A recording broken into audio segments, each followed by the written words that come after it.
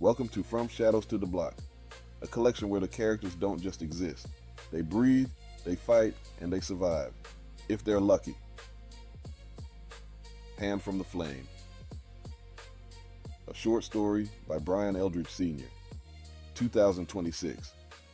Heshimu gasped awake, his arm still wrapped around Sita like a vice.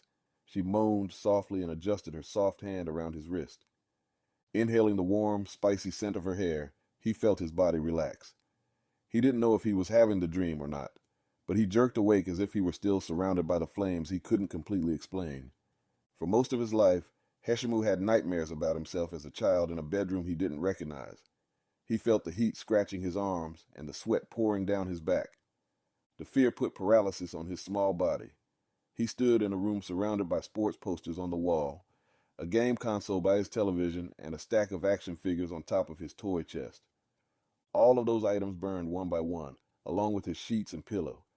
But Heshimu stood in front of the bed, completely silent, watching the flames toss about his room, his feet anchored to the floor. Just as the flame began to bite his exposed feet, a voice called out, "Come on, come with me," the gruff voice said with a cough. A hand plunged through the flame, and only then did Heshimu feel any agency. His tiny hand reached out and grabbed the hand from the flame. He always woke up when he grabbed the hand. Do you remember this happening to you? Does it feel real? The first night Heshimu slept over, he had one of the dreams and scared Sita when his body lurched awake. Sometimes dreams are memories, or fragments of memories. Heshimu asked his mother, but she told him to let it go. "The past needs to stay there," she told him one day. "Maybe so, but I'll probably never know without some therapy or something. Sit on a couch while the doctor hypnotizes my ass," he chuckled. Sita leaned over and kissed his cheek softly and walked to the coffee pot to pour a steamy cup. I have nightmares too sometimes. Heshimu stiffened and turned around in his seat to see her as she spoke. Sita leaned against the counter and took a sip of her black coffee. Me, Yanni, and Tori were in a terrible accident when we were young. It was crazy. We spun out and wound up upside down. Heshimu balled his fist with intensity and his shoulders tightened. He could feel his breathing stop. Tori was 16.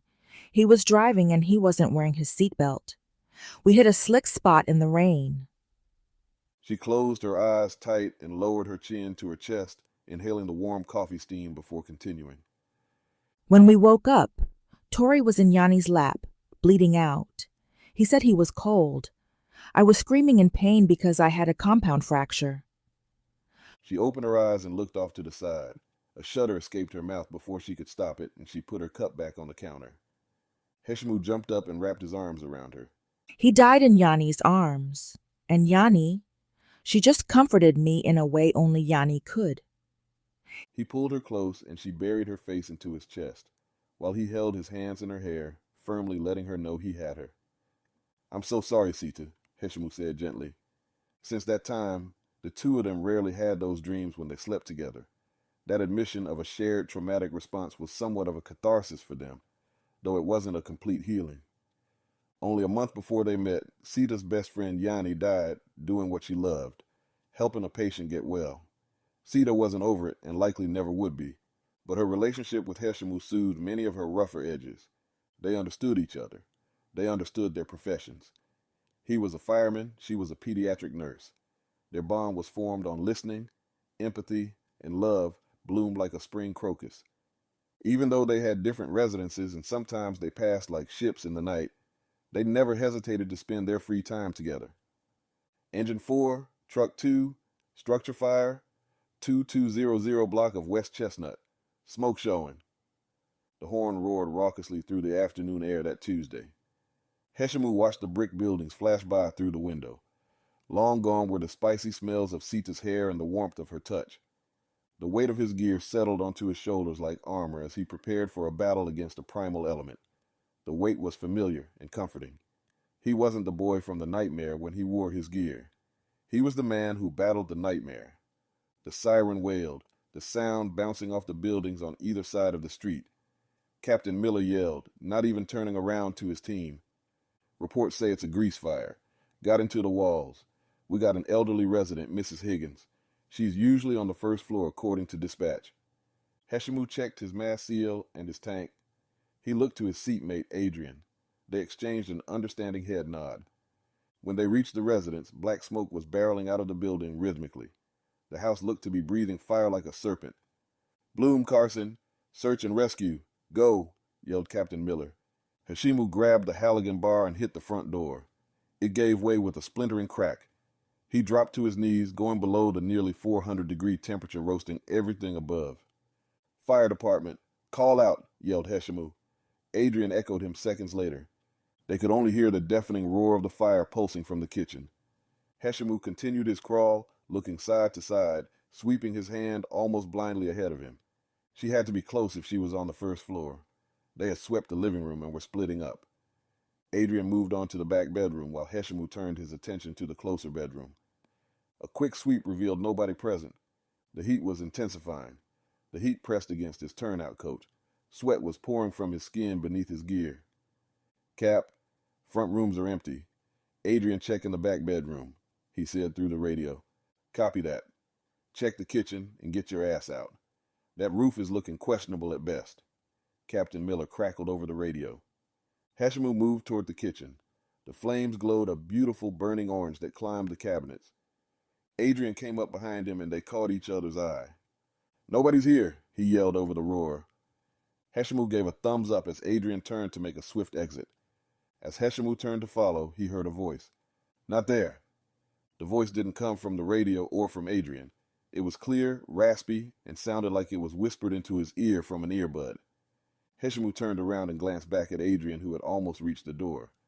It couldn't have been him.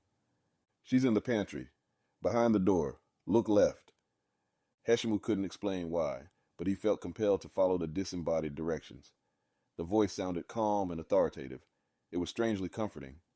Heshimu turned to the pantry directly beside the stove, the source of the fire. He couldn't believe anybody would still be that close. He hesitated for a moment before ripping the pantry door open. It flew off its hinges and slid across the floor. "She's swallowing smoke. Make haste." Heshimu's heart hammered. He could feel the heat searing the side of his neck. He peered inside the pantry and Mrs. Higgins lay curled up in the corner, holding a dish towel limply to her face. "I got her," Heshimu yelled. "Adrian!" Adrian was already outside, but he could hear the voices from outside like whispers through the heat. He was going to have to get her out on his own. He dragged her out, moving fast and low, pulling her across floorboards just as the kitchen cabinets crumbled under their own weight and the flames. Heshimu burst out onto the porch and out to the yard, pulling Mrs. Higgins out with his arms under her shoulders. He gulped at the cooler air as the paramedics immediately took Mrs. Higgins under their care. He ripped off his mask, sweat dumping salty fluids down his face. He looked around, taking in the controlled chaos around him. He listened for that voice from the house. Could it have been a neighbor, another firefighter? He whispered to himself. "Great work, Bloom," Captain Miller said, a smile across his face. "How did you know she was in the pantry?" Heshimu stared at his captain with confusion. "You didn't hear that?" he asked, wiping the sticky soot from his forehead. "Somebody was on the radio, or someone yelled out from outside?" It was Miller's turn to be confused this time. "Nobody was on the radio. Nobody else was around the house that we could see," he said. Heshimu looked back at the burning house. The smoke curled into the sky, twisting and reaching like angry hands. "Yeah," he whispered as he felt an unusual chill down his spine. "It was just us." A week later, Heshimu was sitting in the dining hall nursing a bowl of lasagna. The aroma was enticing his appetite. The only thing keeping him from digging in was his phone call with Sita. "You good, baby?" he asked her, flipping his fork from finger to finger. "Yeah, I was just checking on you. You had a rough night the other night, and I just wanted to make sure you were straight." He put his fork down and leaned head back. Closing his eyes tight, he wondered why he was having the dreams again. That fire the other day at the house, he started, watching some of the other firemen come in for their lunch. That one just hit different. He heard Sita's breath over the phone. Her sigh wasn't of frustration, it was worry. "Maybe you need to talk to someone. Hell, both of us." He looked across the room and watched Adrian play fighting with a red-headed rookie. A small gathering of men stood around laughing. When the rookie got the best of Adrian, the group exploded in laughter.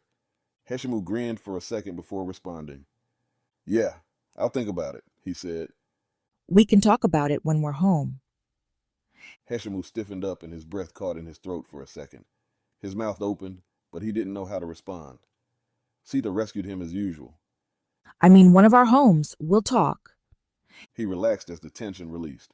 The guys were laughing again, as Adrian now had the rookie pinned to the floor. Talk soon, he said. Bye. Heshimu took a big bite of his lasagna just as the alarm began to shriek through the building. He dropped his fork and followed the flow of firefighters as they hustled to get ready for their next call. Engine 4, Truck 2, Commercial Alarm, 800 block of East Broadway, Tech Solutions Park, multiple calls reporting smoke. The right was short, the siren warring with the thick silence in the cab. Heshimu's stomach churned. The lasagna sat like an unmoving rock. He wasn't worried about the food. He was remembering Sita's voice. We can talk about it when we're home. He fought his way through the thoughts and focused on the mission ahead. Thick, yellowish smoke exhaled from the single-story brick office building's glass doors. It wasn't the smell of wood smoke like a house fire. It was acrid like burning plastic, melting carpet, and torched electronics. Adrian, Moo, primary search. You know the drill, Captain Miller barked. Heshimu put on his mask, a self-imposed tunnel vision. Only the sound of his breathing and the hiss of the air were his company. He and Adrian breached the front door. The smoke was so thick they couldn't see a hand in front of their faces. The toxic smoke wasn't as hot as most other fires, but it was a lethal soup of chemicals raging through the air. Right-hand search, Adrian yelled out, grabbing the wall. Heshimu swept his arm out. He found nothing but empty space ahead for several feet, grasping at the smoke that was almost tangible in his fingers. Then he felt something that he thought was a wall. He investigated for a moment before realizing it was a partition. These were cubicles. It was a labyrinth of drab fabric walls and cheap desks, all decorated by fire. It was a puzzle that could leave you dead steps from the exit. Heshimu crawled forward, feeling his way around. He felt a chair, a computer monitor, and even a broken coffee mug. Fire department, call out. No reply, just the thundering sound of the fire and billowing smoke. The blaze above was eating through open space where the wires traveled through the ceiling. The tiles above held in the heat like an oven door, and Heshimu could hear the effects. Watch your head, boy. Heshimu heard the voice again, clear as a bell. It was sharp and urgent. He didn't question it this time, he just reacted. He scurried over onto his left side and covered his face. The HVAC ductwork came crashing down. Steel and sharp edges tore through the ceiling and slammed into the space Heshimu occupied before. Sparks rained down, making a strobe light effect through the yellow-orange smoke. His heart banged against his ribs, realizing he was inches from the ducts, breaking his neck like a toothpick. Bloom, you good? Adrian yelled. Good, he groaned. Let's keep going. He was still coming to terms with the fact that the voice saved his life when he heard it again. Keep going. She's waiting for you. The voice was calm again, so he didn't feel the protective urgency that he felt moments before. It was more encouraging this time. 3 more rows. Look left. Under the gray wall. He moved, ignoring standard procedure for search and rescue. He crawled past a copier engulfed by flame, surrounded by empty desks. Once he passed the 3 rows of fiery terror, he turned left. Then he saw it. A pile of debris, including a heavy partition and a filing cabinet, was camouflaged as stray junk. However, Heshimu knew what he was looking at. Pick it up. Heshimu sturdied himself. He dug his gloved hands under the partition and grunted as all his muscles burned while he lifted the partition. The pile began to shift, revealing a woman curled up in the fetal position. Her white blouse, stained gray. The middle-aged woman was battered. Her glasses were crooked and blood streamed from her forehead. She was barely awake and possibly in shock.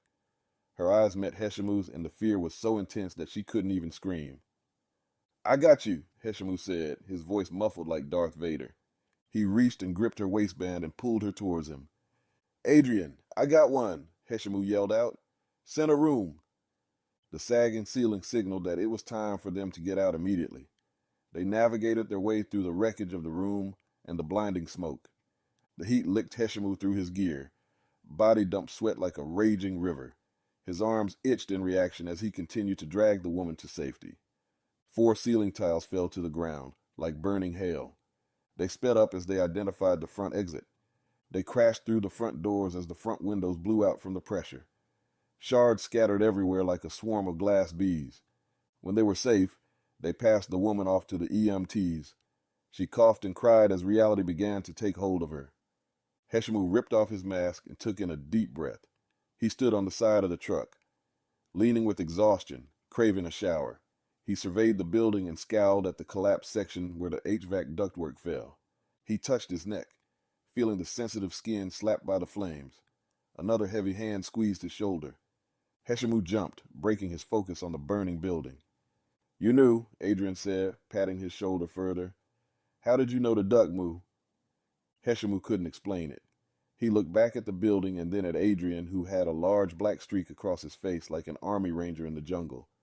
He couldn't tell Adrian. He didn't know what it was. The voice was familiar, but he couldn't identify it. Even more significant, everyone would think he was out of his mind. "It was just a feeling. I thought I heard something strange," he said, watching the swirling smoke climb into the sky. The next evening, Heshimu and Sita walked along 4th Street. There was a concert in the middle of the street on an erected stage. The band played a cover of Smells Like Teen Spirit. Hand in hand, the couple walked nonchalantly, arms swinging. The occasional glance and smile displayed the unspoken feelings they shared. After stopping for Italian ice, they sat on a concrete planter with large, flowing green and yellow leaves. "You're quiet, Moo." Heshimu slurped the ice and dropped his hands in front of him. He looked up at the hotel across Muhammad Ali Boulevard and then back at Sita. "Work has been weird lately," he said. He stopped himself. He didn't want to sound crazy. Sita knew what he was going through, and she had been dealing with challenging dreams of her own. If anybody could understand, she would. And her experience with her friend Yanni, she swore Yanni had a special ability. Hearing a guiding voice in a fire might not be the most unusual thing that she had ever heard. Sita grabbed his free hand and put her other hand on his chest. "What's up?" Heshimu exhaled. He had to tell somebody whether he sounded crazy or not. "Lately when I walk through the fire, I hear this voice," he started. Sita leaned back and tensed a little. She moved her hands, one now on his back and the other on his thigh. She turned to face him on the planter. "I know the voice, but I don't know the voice," he said. "But he's keeping me safe and helping me to help other people." Sita released a held breath and squeezed his hand. "Moo, if this voice is helping you stay safe, I say trust it. Trust your gut." Heshimu's smile finally reached his eyes. Relief settled over him, realizing that Sita not only didn't think he was insane, she also believed what he believed. This voice was a blessing and not a curse. She leaned in and kissed him so softly that their lips felt like they had never been separated before. When she pulled back, she looked at her phone, noticing the time and releasing a frustrated sigh. "I need to go to Essence's shop to get my hair done. Can you drop me off?" Heshimu hugged her neck as they strolled the sidewalk back to the car. At Essence's shop, they sat out front for a moment. The instrumental of Common's "The Light" filled the background. "Where are you going while I get my hair fixed?" Heshimu leaned against the headrest, his eyes slits. "Gonna go check on my mom," he said. Sita lightly scratched her manicured nails through the back of his hair. "Give her my best." Sita kissed his cheek and got out. When Heshimu walked into his mother's house, the smell of oxtail, plantain, and callaloo saturated the house. He absorbed the comforting aroma and sat at the kitchen table.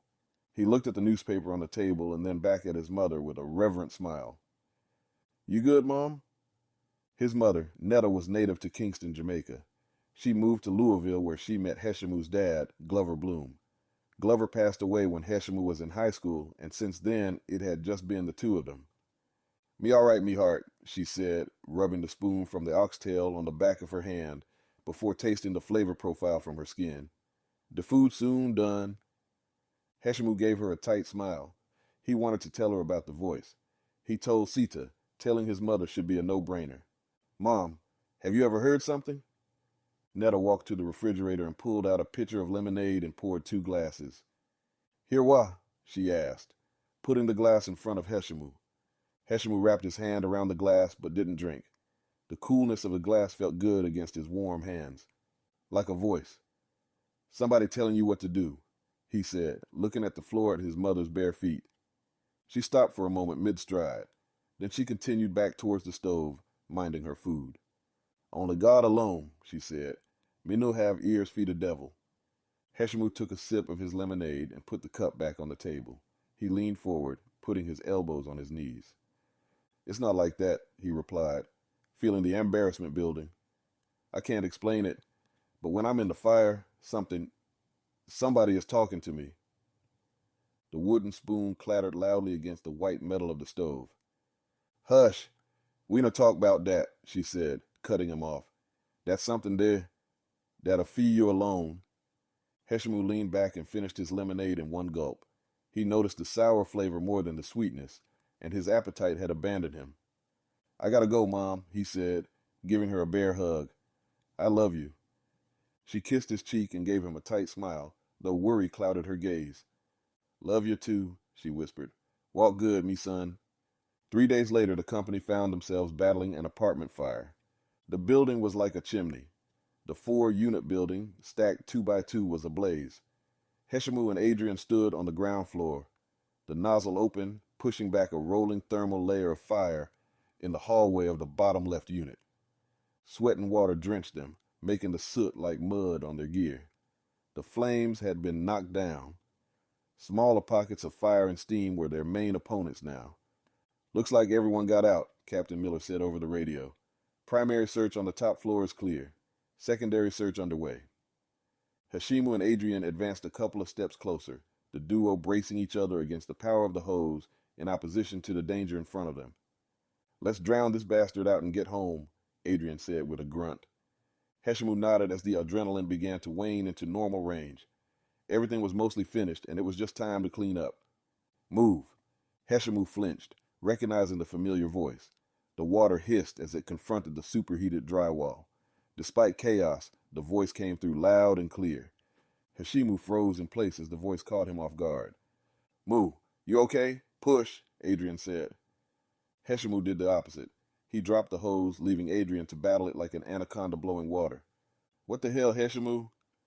"Go," the voice said. Heshimu turned away from the hose line and gazed towards the back bedroom of the unit. Angry, burning smoke curtained off the space. Intense heat blasted from the doorway. It was a clear signal that there was a pocket still burning untouched. Heshimu broke protocol, ignoring the buddy system, and threw himself into the smoke. Fire hit him like a heavyweight fighter. He sucked air from his mask to balance himself out. Down on his hands and knees, visibility was zero. He crawled forward toward the source of the heat. A section of ceiling drywall, weakened by water and fire, crashed down on his right side. Red-hot conduit ripped through his turnout coat, searing the flesh of his forearm above the glove. His pained groan grew into a yell. He ground his teeth against the regulator. The pain cleared his head and gave him a brief pause. "What am I doing? I'm about to die in here," he said to himself. "He is waiting for you, Heshimu." The words gave him confidence that didn't belong to him. He pressed on. He scrambled forward, moving debris, and finally bursting through the back bedroom door. It was cooler down low, closer to the floor and away from the inferno and smoke raging from the ceiling. He swept the floor with his hand until he found the bed. His arm went back and forth until he felt something soft with his gloved hand. It felt like a shoe. Scooting closer and wedging himself under the twin bed, he saw a little boy, maybe 4 or 5 years old. The child under the bed was curled tight into the corner. His body convulsed softly with coughs. Heshimu locked in on the child, but became disoriented. For a moment he considered that the fire was overtaking him and he had finally worn out his good fortune. He shoved his hand toward the child, and as he did, the roar of the fire grew soft. The whole world felt like it turned upside down. When their hands touched, the swirling smoke twisted around them like an aggressive vine. For a beat, everything went black, and Heshimu felt lightheaded, his consciousness leaving him. Heshimu wasn't looking at the boy or the boy's hand anymore. It was the hand from his dream, protruding from the crackling blaze. The dream shifted into a vague memory before becoming vividly clear. Heshimu's mind toppled with confusion. He wasn't the rescuer in the memory. There was no bulky gear or masks. He was small, just a toddler alone in his crib. He was terrified into submission by the overwhelming heat of the air and the growling flames. Then the familiar hand appeared. It was big, rough, calloused. It grabbed him and pulled him close to a chest that smelled like sweet tobacco. The face hiding behind the smoke became clear. It was a dark-skinned black man, face covered in sweat, masked in determination and love. "Granddaddy," he whispered in his grown-up voice. All of the memory flooded back like it was happening in real time. He could feel the wool army blanket wrapped around his tiny body. He remembered the weightless sensation of him being passed from Arthur's arms and into his mother's waiting arms outside. He could feel the change in temperature from fire to cool night air. But what grabbed him and squeezed his heart was the look his grandfather gave when he turned back into the flame. Arthur didn't scream. He didn't cry.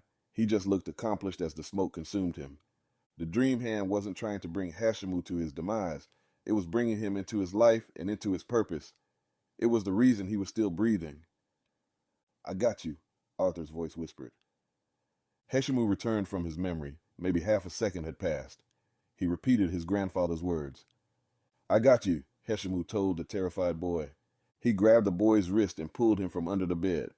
There was no blanket to swaddle him in, so he shielded the child with his own body, curling over him and absorbing the heat on his back. He wrapped the child with one arm and held him under his body, while he crawled with one arm and his knees across the floor. As he passed through the flaming doorframe, he yelled out, "Clear the hall!" A beam of light cut through the rolling smoke. "Holy shit!" Adrian screamed out. Bloom found a victim. Heshimu moved through the rubble of burning furniture until he reached the front door. He jerked to his feet, the child still wrapped around him like a baby koala, and he stumbled out into the damp grass. EMTs grabbed the child, and Heshimu dropped to his knees. Water, mud, and grass splattered into the air under his weight. He yanked off his mask and desperately gasped for fresh air. As he caught his breath and the adrenaline slowed, a numbing throb swept over his forearm. He remembered the burn from the ceiling collapse. Miller rushed over to him, covered in soot. His face was covered in fury and fear. "What the hell was that, Bloom?" Miller spat. "You left your partner? You ran into a hostile environment and you could have gotten yourself Adrian and anybody else coming and killed. You understand what I'm saying?" Heshimu met his captain's eyes. He was shaking as his adrenaline crash was peaking. "Yes, sir," he said, weakly, ripping off one of his gloves. He could feel Miller's eyes piercing him, reading him like a cheap magazine. The stare lasted longer than either of them were comfortable with. Miller then turned his attention to the little boy sitting up with an oxygen mask. "Damn good find, Bloom," Miller said with a whisper that sounded like a shudder. "Damn brave. Just don't do it again." Heshimu looked at the burn on his arm. He was definitely going to need medical attention. He sat there still slumped, his wrist throbbing. He looked at his other hand, the hand his grandfather grabbed in the dream, the same hand he grabbed the child with moments before. He balled his fist and squeezed it tightly as his body adjusted to the pain and the fatigue. At the hospital, a nurse gently wrapped his arm in gauze. He listened to the beeping sounds coming from other curtains as he sat on the side of the bed. The ER doctor gave him prescriptions for pain medicine and antibiotics, plus other aftercare instructions. My girlfriend is a nurse," he said softly. "She'll make sure I do it right." The doctor nodded with a tight smile and dismissed himself. The nurse pointed out the instruction sheet as well as the plastic bag with some of his personal items on the chair across the room. "Stay as long as you need," she said, walking through the curtain. Heshimu sat with the hospital sounds and the smell of disinfectant spreading through his nose. He needed to take some time to decompress, and the reality hadn't sunk in yet. As his eyes closed tight, he could see his grandfather standing tall and stoic. His eyelashes became wet, and a stray tear rolled down his face, hanging on his chin. Moo. Heshimu opened his eyes as Tita parted the curtains with a sharp metallic clink. She ran over to him and put her arms around him, pulling him into her and melting on top of his solid frame. Are you okay? He let out a sharp breath as a smile settled over his face. His words stuck to his tongue as he tried to explain. He could only manage a horse. "Yeah." She kept one arm around his neck and reached for his aftercare instructions. You're staying with me. You're coming home with me. He looked up at her and laid his head on her chest. She hugged his neck with both arms and kissed the top of his head. It was My granddaddy. Arthur Bloom, he said, his voice scratchy. Sita gently grabbed both sides of his head and pushed him away so she could see his eyes. A breath caught in her chest for a moment. She opened her mouth, but words hung silently. He was keeping me safe, he said. She brought his head into her abdomen and squeezed him tight. His shoulders began to shake rhythmically, and his hands gripped her scrubs, the fabric settling between his fingers. He wept with exhaustion, gratitude, and anguish as Tita stroked the back of his neck, her tears dropping like tiny crystals on the top of his head. The end. Thank you for walking these streets with me. From shadows to the block is a world woven from these lives and desperate moments. None of them exist alone. Every story here echoes into the next. I'll see you in the shadows.